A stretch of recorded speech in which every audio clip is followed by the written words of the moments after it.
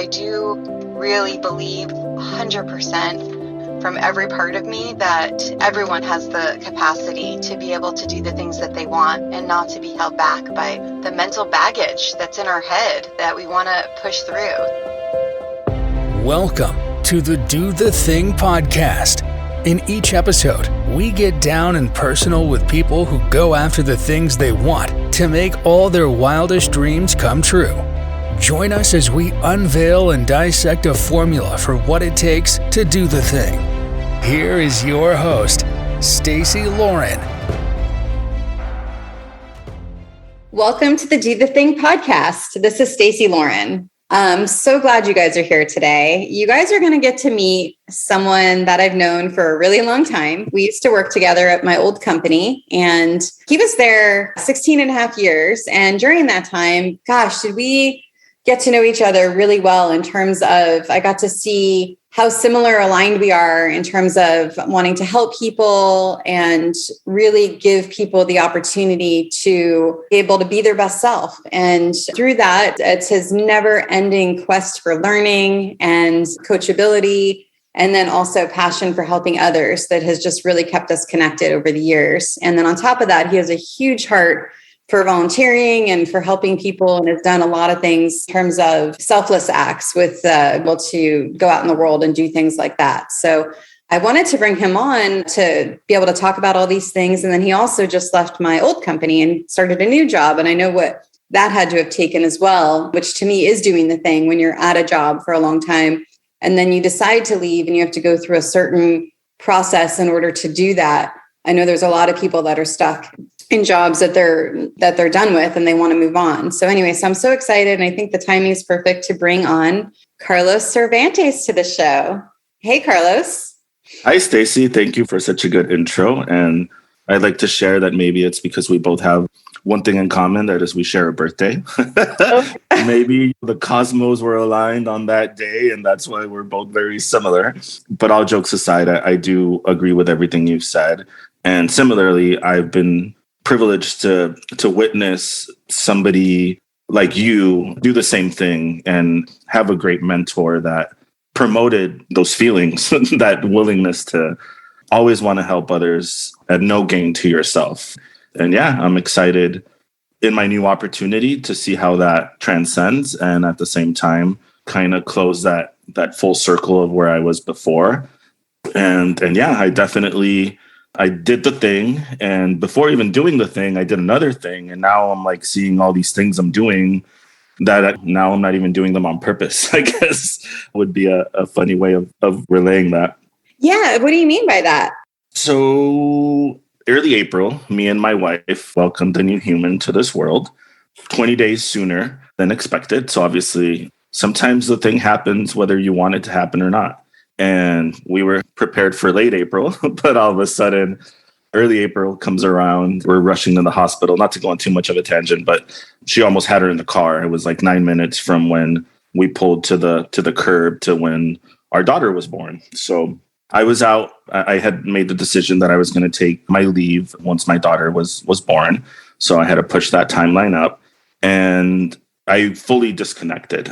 I really wanted to enjoy this time. We're both parents, and how intense those moments can be when you have a newborn. And I really wanted to be able to focus fully on that. So I wasn't necessarily job searching. I was just ready to disconnect, spend time with my baby, with my wife, with my other son. And very randomly and organically, this opportunity came about. And I kind of just scratched at it to see what it was. And then eventually I came to that crossroads where, okay, now I conscientiously am about to do a thing.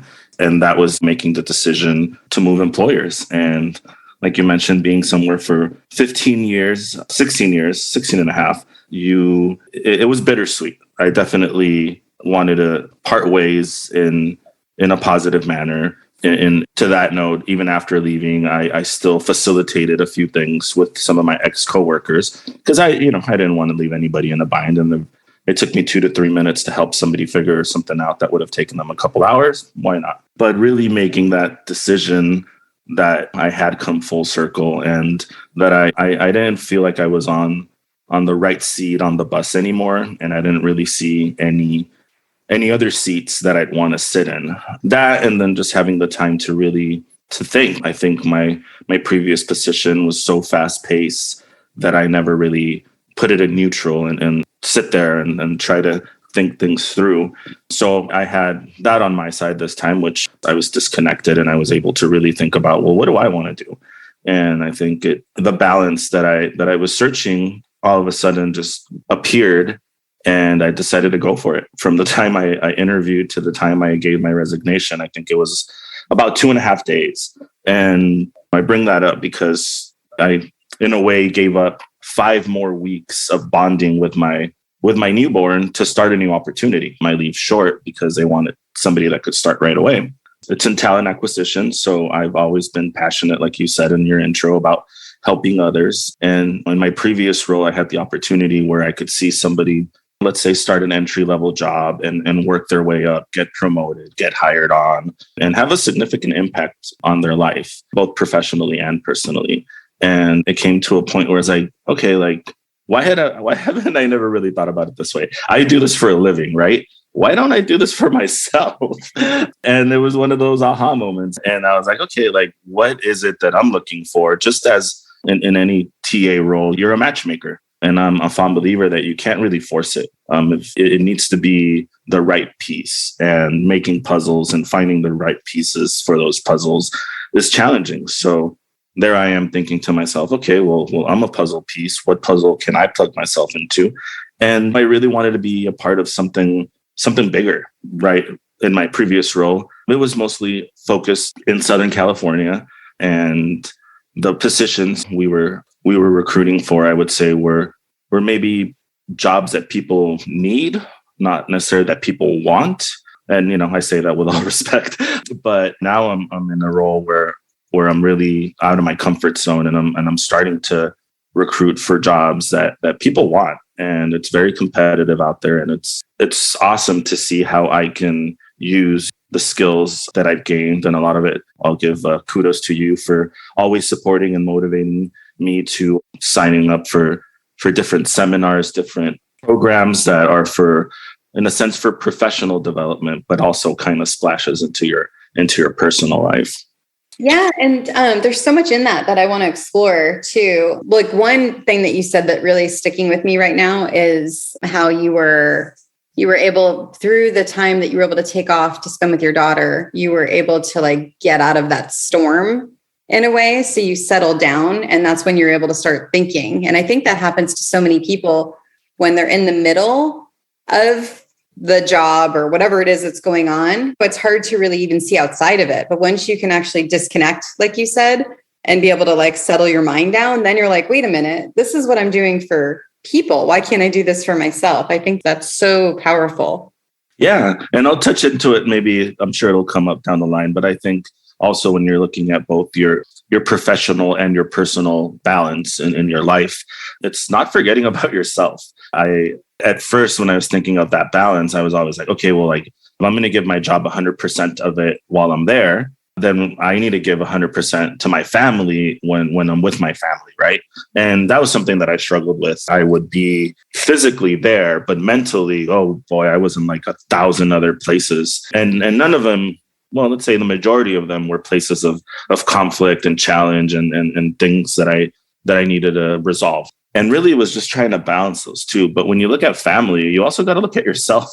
As much as I enjoy, going to the zoo with my son or going on a hike with my wife and the whole family, there's also things you need to do for yourself. Really reminding yourself that your well-being, also your mental well-being, does need to have that little bit of alone time, I guess, personal time, whatever that is you enjoy doing in your personal time. I mean, we all agree there's a million, billion, gazillion things out there that you can do to work on that. And I think it's just being consistent with it, just how you spend time with your kids regularly. You also want to spend time with yourself regularly. I mean, you spend enough time at work with your coworkers. Why don't you give yourself some of that too?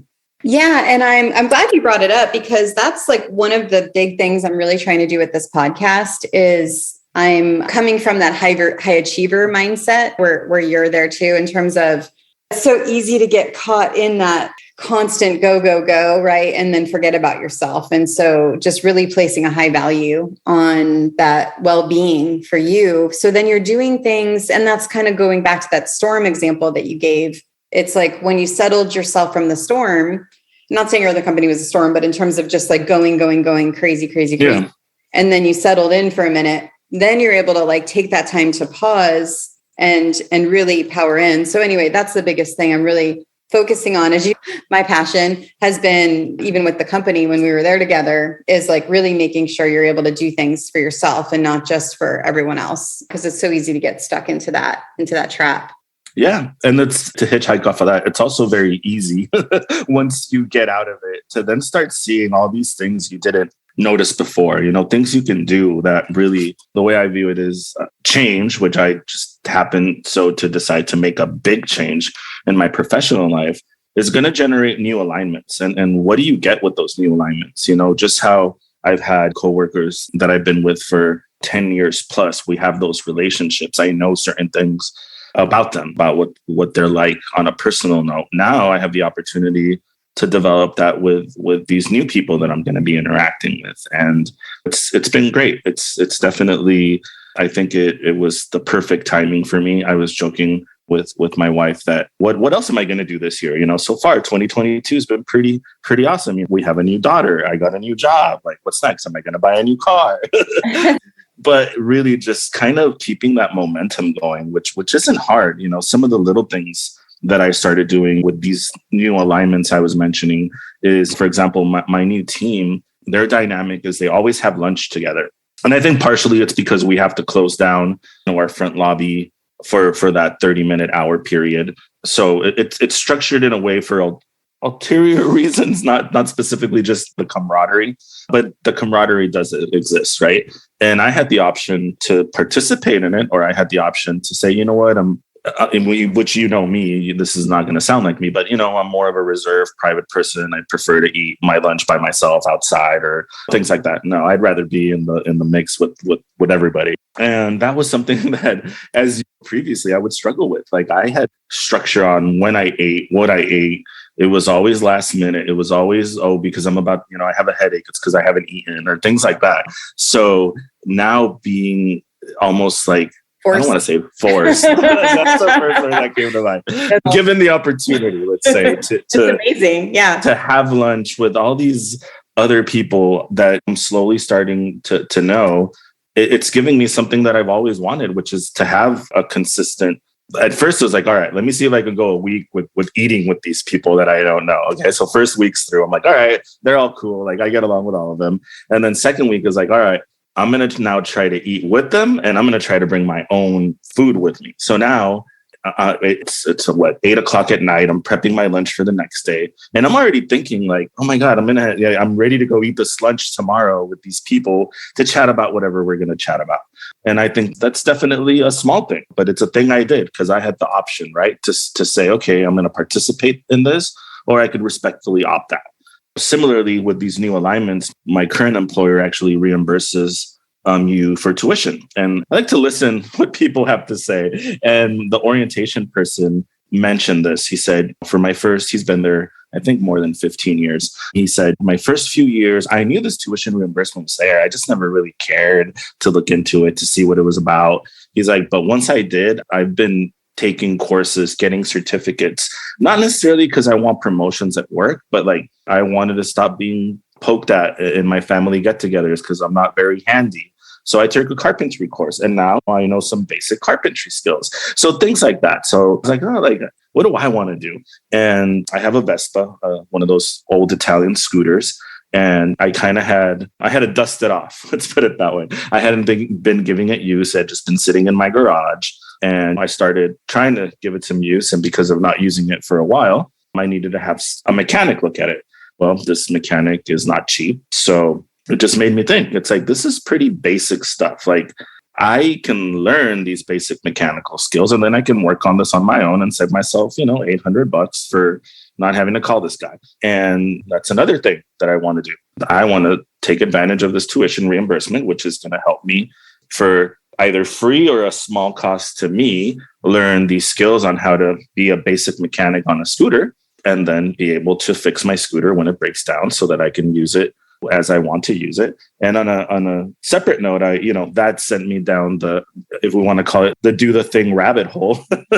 It just really resonated with what you just said. That's really yeah. So now on top of wanting to become a Vespa mechanic, I also joined through a social media platform, Vespa group in San Diego, where they do rides, I think at least once a month, and sometimes special occasions like holidays and things like that. And there's all these people that I have a genuine connection with that I don't even know, but I know as soon as I meet them, we're going to knock it off, because that's just how it is. And now just that little thing that one dude said in that orientation sent me down this rabbit hole of wanting to be a mechanic, wanting to participate, and bringing it back to what I was saying earlier, to things that are meaningful to me, just me. Because if I'm happy, my family is happy, my kids are happy, my wife is happy. But what makes me happy, being able to once a month go on this 2-hour ride up the coast or whatever, up the mountains. I was looking at a few events that they do, and it's great. This one thing I did is now cascading across my life, both personally and professionally. Yeah. And I love how each step led to the next step. So then it's not like you had this in your plan from the very beginning. It was just this idea that then sparked this interest, which then led to where you're going with it now, which I think is it's really powerful when you're able to do it in that way. I mean, it shows that you don't have to think everything out before you start it, basically. You could just do the thing. Yep, definitely. And once you do things, doing more things becomes easier, to the point where you're just doing things every day and you don't even realize it. And I liked how you framed the lunch too, is where you said, let me see if I can just go for a week. So you didn't set up some crazy intention of okay, so it almost makes your decision process easier, because you're not future tripping on what that means. It's okay, let me try it out for a week and see if I like it. And then nothing's lost if you don't like it. You're just eating by yourself, basically. And I'm so happy that I did, because I wouldn't have cared about this Johnny Depp trial, but that's all everybody would talk about for a week during lunch. And then I started getting into it. And the more I heard, the more I wanted to know. That's funny. And things like that, things that I wouldn't have personally dove into, but now I'm finding an interest. And I think it develops that camaraderie, where it even made me think what is the last case I remember that went that had this so much media hype, And I'm a child of the 80s. So the first thing that came to mind to me was the O.J. Simpson trial, where I'm just all this focus, this one thing, and it does capture so much attention. But anyway, not to go on too much of a tangent. But no, I definitely, the purpose that I see in my role, it's almost like I leveled up, and I don't mean any disrespect to my previous employer. It's just the reach. And I think the reach they had was definitely big, but now part of something massive, I guess is a better way of phrasing it. And I work for a company that builds ships for the Navy. I'm a proud American. I'm a proud San Diegan. There's so many things that they do. They're one of the biggest employers in the part of the city that they're in. So there's all these things that the company, if I were to zoom all the way out, I could say, oh, well, I'm part of our, I contribute to the defense of our nation. And my son, it was really interesting. So within my first week, he kept on thinking that I built ships. And I'm like, no, dude, I don't build ships. I find the people that design, manufacture, I don't build the ship. But anyway, he wanted to go down to the shipyard and see the ships. So one day my coworker gave me this, it's like a prop, swag. It's a model of a ship made out of foam, almost like those stress balls, but it's in the shape of a ship, one of the ships we build. And I gave it to him. He was playing with it, taking a bath and whatnot. And then the next morning, my wife's like, well, why don't we bring you to work so he can see the ships? And I'm like, you can't go in. You can just see him. And I was like, the ships are big enough that you can see him 4 blocks away. So I'm sure he'll get to see the ship. So they dropped me off. He wouldn't stop blabbing about the ships on the way to daycare. And then when he got out, he ran into, because I think it's all boys in his daycare at the moment, ran up to all the boys and was like, look, my dad, he builds these ships, and my wife's telling me the story and I'm getting all teary eyed because he was so proud that he was bragging about what I do to his friends. So if he's that proud, then I'm instantly even prouder. And having that externality, that's before I was helping people that generate a paycheck every week, and then seeing them grow and get a raise and get hired and things like that was very impactful. Well, now similarly, I'm doing the same thing where if I hire, because my focus is going to be mostly on internships, which I think is great for me because that whole promoting from within, I'm going to go and promote what we do to interns for engineering, supply chain, IT, finance, all these roles that you would never think have the impact they have when building a ship. You think, oh, well, they need welders and they need machinists. Well, no, there is so much more team that you need to take a couple $1 billion from the Navy. And yeah, just being able to know that I am a cog in that machine makes me very proud and makes me want to go out there and really sell our brand to this next generation of members that are going to be joining the workforce. And how do I attract the best talent? But at the same time, making sure that I'm not forcing them. This is what it is. And finding those right puzzle pieces. If you don't understand the puzzle, then and you don't have the trust of your hiring team, then you're never going to accomplish it. And what are the components that make this the right puzzle piece? Because it's not just meeting the criteria on the resume and having the recs, certificates, whatever it is that you need. It's also, is it a culture fit? And I think that's a big thing that I want to focus on is making sure that they are. I don't want to hire somebody that's going to leave within their first year. I want to hire somebody that's going to want to be there for a while and that is going to want to develop themselves with us.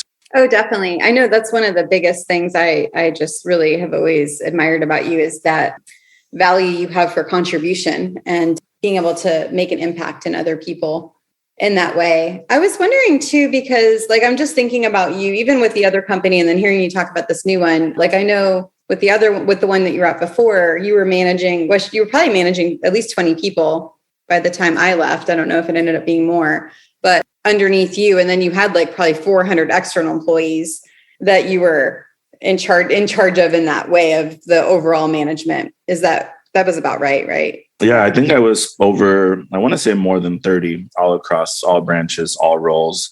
And it's funny you bring that up because that was something that was in my notes I was reviewing earlier.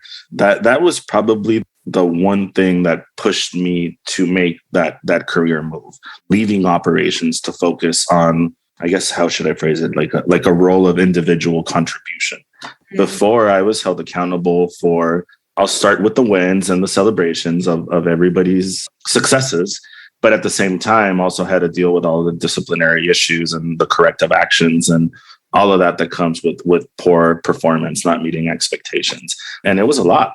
It was definitely a lot. And I looked at, okay, how did I get to this point in my career, right? And then I look at, I was, not to share too much of my personal life, but I was a teen dad, and I think being a dad at the age of 18 kind of really made me decide if I wanted to put that hat of responsibility on or not. And I chose to put it on.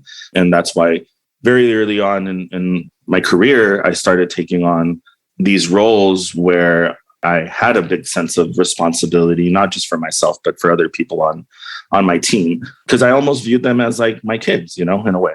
And I'm sure you can relate to some of this. And then watching your kids grow and things like that. And now a lot of time passed since my son that I had when I was a teenager was little. So as he grew up, I was able to commit to more and more and more things professionally that kind of landed me in that role of overseeing 30 some people, right? So after having, recently a 3-year-old and now a newborn, that's what kind of back to what I was saying about the right seat on the bus. It's I don't know if this is the best seat for me now because there's things that have changed in my personal life that now affect how I can fulfill this role. And if I'm committed to something, I want to deliver, right? I'm not going to half it. You're going to get the 100%. So can I really commit to 100% of this? And when I started seeing myself struggle and making mistakes, falling behind on deadlines, things like that, it's really challenging when you feel like you're giving it your all, but at the end, you're not getting the results you were striving for. And now I feel like 30 some tons of weight were lifted off my back. And now I'm just focusing on myself. And I know what I can do as a recruiter, as a matchmaker. I was talking to one of my coworkers and I was like, matchmaking, it's like dating, except right now we're not selling dates, we're selling employment, right? So you have to understand that some first dates are going to end up in these long relationships of marriage or partnership or whatever it ends up being. And some of these are going to end up in disaster within the first hour. And it's really not like learning, never forgetting what you're learning as you're going, because those are going to be the experiences that you can reference the next time you encounter that crossroads of, well, okay, do I give this person an opportunity? What am I basing my criteria on? Because I think if you don't define both the culture and the process of what you're looking to do, then you have a lot of risk that's going to come with that. You know, you're going to possibly hire and onboard the wrong people or create extra work, extra headache for other people because you didn't screen somebody correctly, kind of thing. Oh, totally. Yeah. I was also kind of wondering, because you've been responsible for helping so many people do the thing, between all the people that you've placed and you've, like you said, moved into different positions and gotten hired on. And there's just so much in that. And I was just wondering if you've noticed any common traits with them, the ones that really were successful at what they did.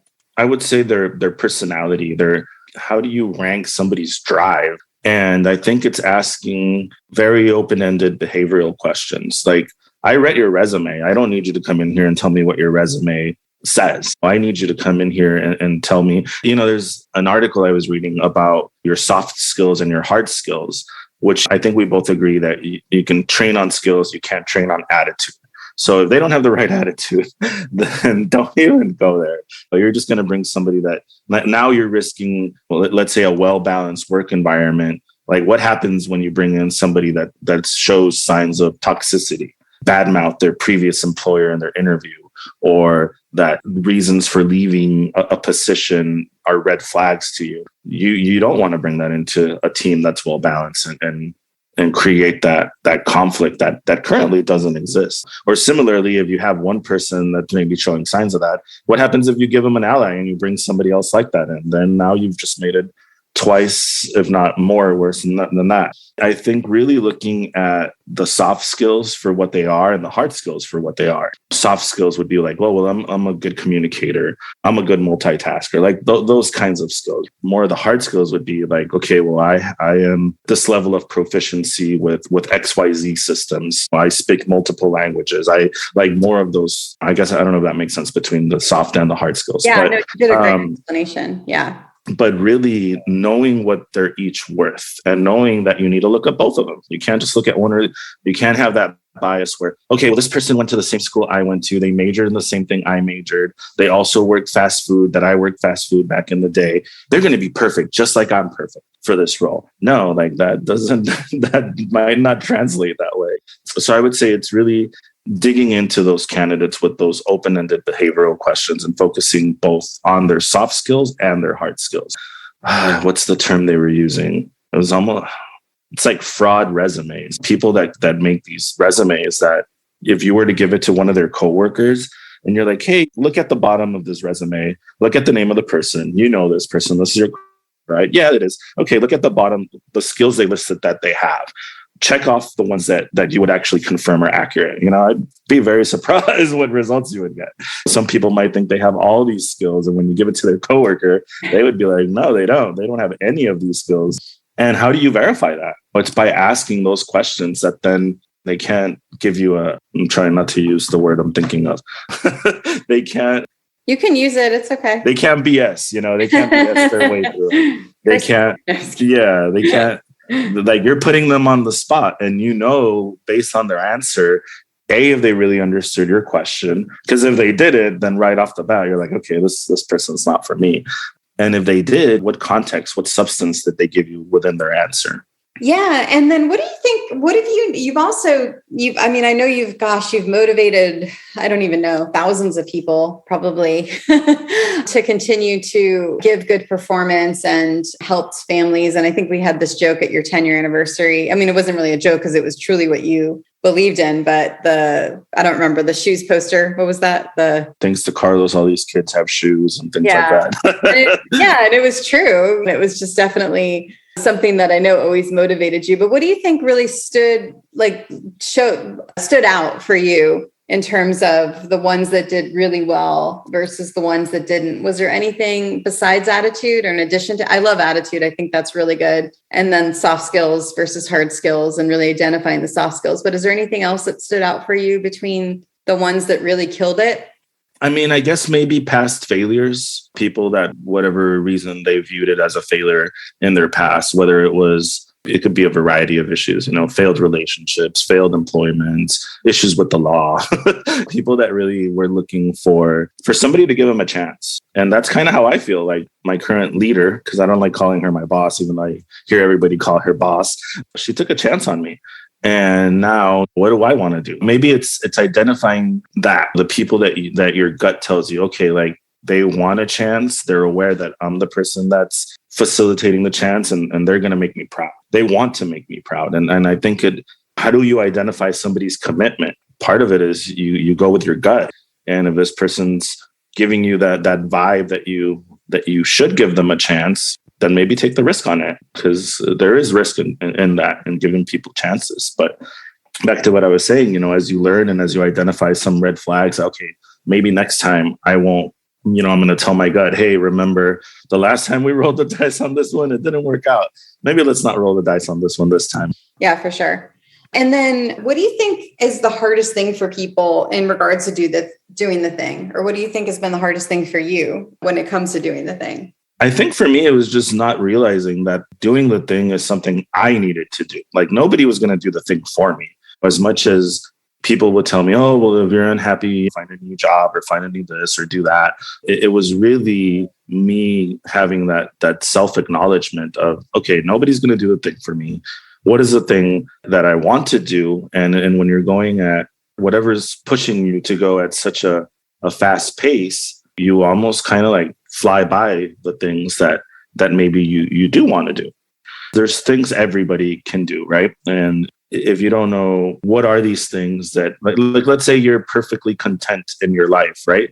We both agree that there are things you can do to make your life more fulfilling. Not that you're not unhappy at the moment, but what'll give you, I guess I always feel like there's things out there that can give you an even greater fulfillment. And sometimes you don't even know what those things are. Like I never wanted to be a mechanic, but here I am thinking, okay, maybe learning this new skill is going to give my life some sort of fulfillment. I just think that's, I'm really glad that you shared that story too, with the mechanic story, because it just shows how it's something that you never even considered. And then all of a sudden they're telling you about the free reimbursement. And then that leads to now maybe you'd be doing vacations with Vespa owners, Right.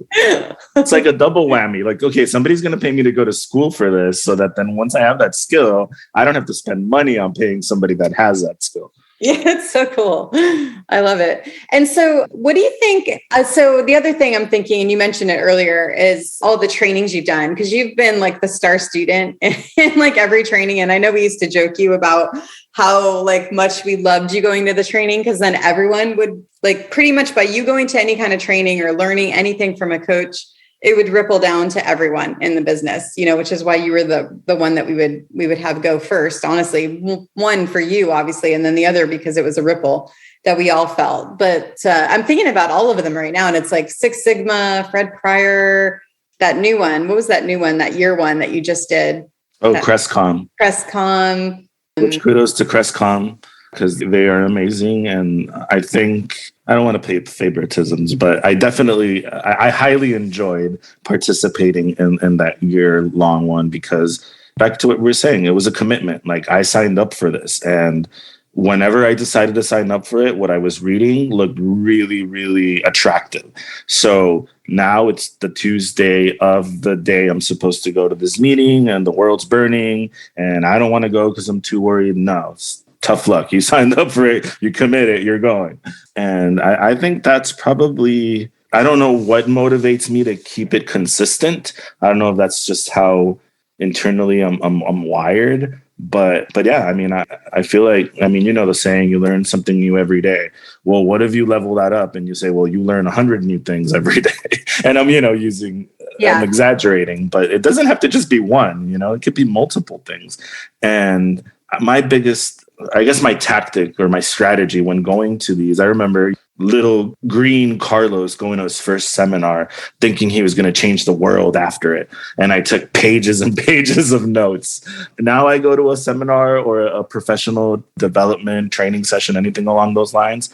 I'm looking to come out of there with one or two things tops that I can A, instantly start applying, and B, have some way of measuring the impact that it's having, whatever aspect of my life I'm trying to apply that to. And then I just view it as, I guess, my duty of just paying it forward. Somebody took the time to teach me this. And whether it was a free teaching or a teaching that I or my employer or somebody had to pay for, right? Either way, that doesn't matter. It's okay. I learned something new. Like, I feel like it's my duty. I feel like it's like paying it forward. Why do I want it? Like, why should I want to keep this knowledge just to myself? And even if I'm able to share something that I learned in one of these seminars, in one of those random scenarios you encounter in your daily life, maybe not even professionally, maybe you're at the train station about to hop on a train and you're all of a sudden part of a conversation and the topic is something where you actually have some insight on. Share it. Why keep it to yourself? And then somebody else just learned something new from you today. I guess maybe that's part of it. That definitely motivates me when I can visualize and really see that I had that impact on someone. It makes me want to do it again and again and again. What do you think would be, if you had two top things that you learned from those that you are implementing, whether it be in personal or in business, what do you think those would be from all the training and stuff? Because I have another question after this. So I guess I'll ask you a question. This was one of my favorite questions to start asking when you're interviewing a candidate that maybe you had cold called, that you didn't really, that you hadn't really, this is the first time you're talking to them. You're kind of wanting to break the ice. I would always ask, well, how would you divide 5 pieces of cake amongst 8 people? And my least favorite answer was like, oh, well, I just divide it up equally and share it amongst everybody. Okay, that's a very democratic way of solving this. And back to your question is, the number one, I think, is the platinum rule. We all know the golden rule: treat others how they want to be treated. So I think the mindset of, well, share it equally amongst everybody goes route. The platinum route, my answer to that question would be, well, I would take a moment to ask those 8 people, does everybody like cake? Okay, 6 people raised their hands. Great. Why am I going to waste cake on those 2 people that don't want cake? So now I'm going to divide those 5 pieces of cake amongst 6 people, and they're all going to get a little bigger of a share of that cake. So I think it's really that platinum rule of treating others how they want to be treated, not how you want to be treated. Because we're both, even though we're very alike in a lot of things, we're also very different. Let's say I want to give you a gift. It's funny because me and my wife are not big gifters, because we'd rather say, okay, we're going to spend whatever money we were going to use for this gift on an experience that I know you're going to enjoy. So why am I going to buy you a white shirt? Because my favorite color is white, and I would love a white shirt. When you're like, oh my God, I hate white. Like, every time I wear white, I get it stained, I get dirty. I prefer a dark blue. So I think it's that. I think it's treating others how they want to be treated, because then that puts you in tune with communication, with developing authentic relationships. How do you know how they want to be treated? Well, you need to get to know them. It's not like everybody's an open book that gives you that answer right off the bat. Some people do, but I would say the majority of the cases, there is a little bit of legwork that has to be put in to get to know that person, so that then how they want to be treated. Oh, totally. Yeah, no, I really like that. Yeah. And I would say the other one is just perceptions. Perceptions are people's realities.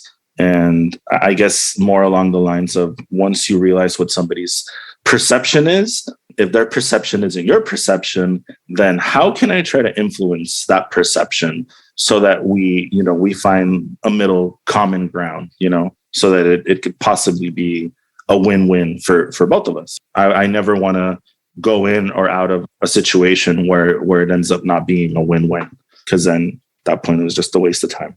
Yeah, very cool. Okay, so Carlos, you've got one piece of advice to give to the listeners on doing the thing. What would it be? Don't forget about yourself. Oh man, I'm so glad you said that. And I didn't even have to think about it twice. I'm so Don't forget about yourself, because that's what happened to me. I forgot about myself. I was too busy with my career and my family, right? Like that the last person I would think about was myself. And it took me to have that time of clear thought of, being able to just sit outside in the sun and just think, and if you don't even know what the thing you need to do is, and I would say that's the thing you need to do. Just go sit somewhere without your phone, without your headphones, listen, to the universe talk to you, listen to the birds chirp, listen to the ocean, listen to the waves, listen to your neighbor's annoying dog, listen to whatever's out there, and then focus on yourself and what is the thing that you need to do, and for me, it kind of became very clear that the thing I needed to do was figure out how I was going to be able to prioritize my family. And then, just trickle down. It's okay. Well, the job I'm at right now it's very challenging for me to have that balance. And that balance was worth enough for me I was willing to take a pay cut. I was willing to give up, 5 free weeks of bonding time to start this new opportunity, because I really saw that it was gonna change me, and it has. I don't want to say I feel like a different person, but I feel more like myself. I guess the old self that I had been missing. Yeah, that is so great. I love it when because everyone's got a different, meaning of success too. And it's like by being able to now you're able to do it all, that's what's important to you. And I think that's really great when you can stand by that. Definitely. Is there anything I didn't ask you that you wish I asked you? No, not really. I feel like it was more of it was just a conversation. It wasn't I don't feel like it was an interview. I know. I didn't even ask you like my normal, tell me your story, thing. We missed the before the company thing. Cause you started off as I remember your first day still, which is funny because it was 16 and a half years ago, I guess, if we're thinking about it. Mm-hmm. And there was some kind of conflict that was happening and someone was upset. And normally someone that's brand new doesn't know how to deal with it. They just kind of walk away from the situation and ask for help. But you were able to handle it. So I remember just from the first day you started, you were already doing the thing. Yeah.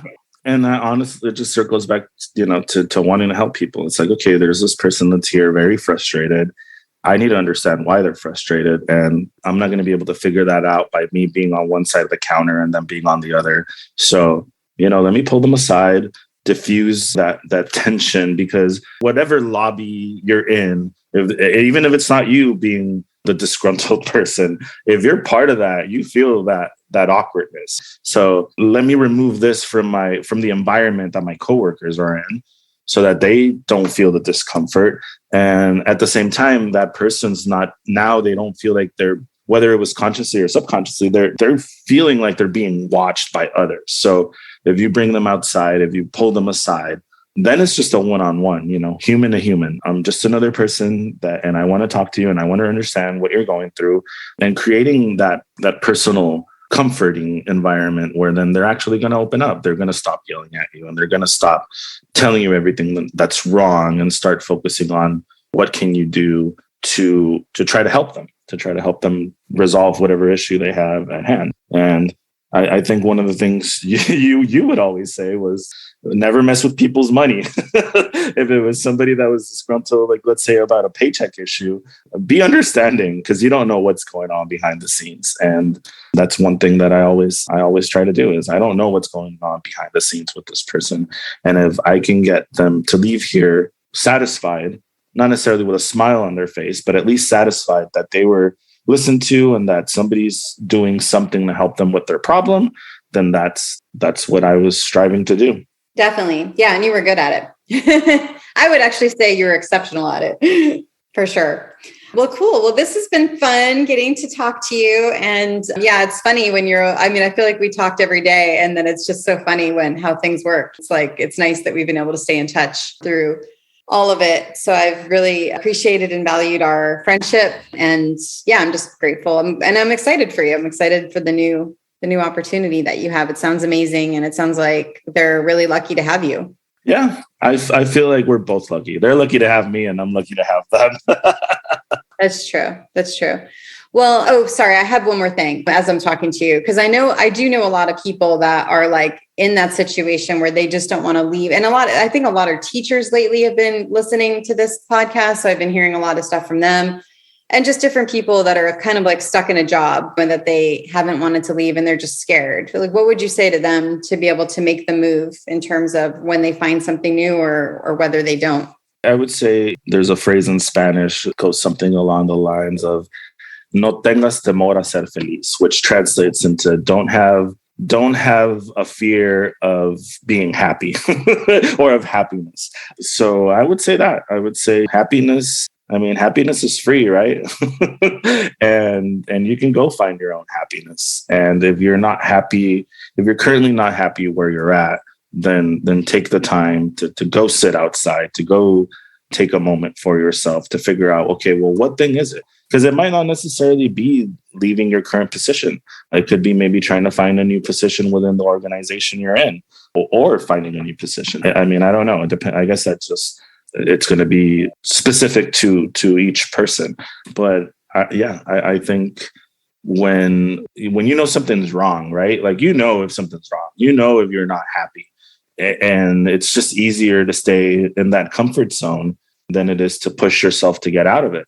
And I think I was fortunate enough that what I was looking to be able to provide to my personal life wasn't going to happen where I was at. So that really pushed me to do that thing, which in my case was seeking new employment that still gives me that sense of fulfillment. So if you definitely feel like that's not where you're at right now, have fun. Go out there and try to find a thing you can do that will push you in that direction of happiness. Yeah, I love it. Well, thank you so much for coming on. I appreciate it, Carlos. Yeah, no, thank you for having me. It was fun chatting and sharing what my take and my mindset is on things. And even if it's one person out there that finds value in it, then it was worth it for me. Thanks for listening to the Do the Thing podcast. We hope you enjoyed the show, but even more, we hope you'll be inspired to do the thing. Do you have a burning question on doing the thing that you'd like answered? How about an inspiring do the thing story of your own that you'd like to share? We'd love to hear all about it. Just leave us a voice message at dothething.callcast.co or email us at hello@dothethingpodcast.com.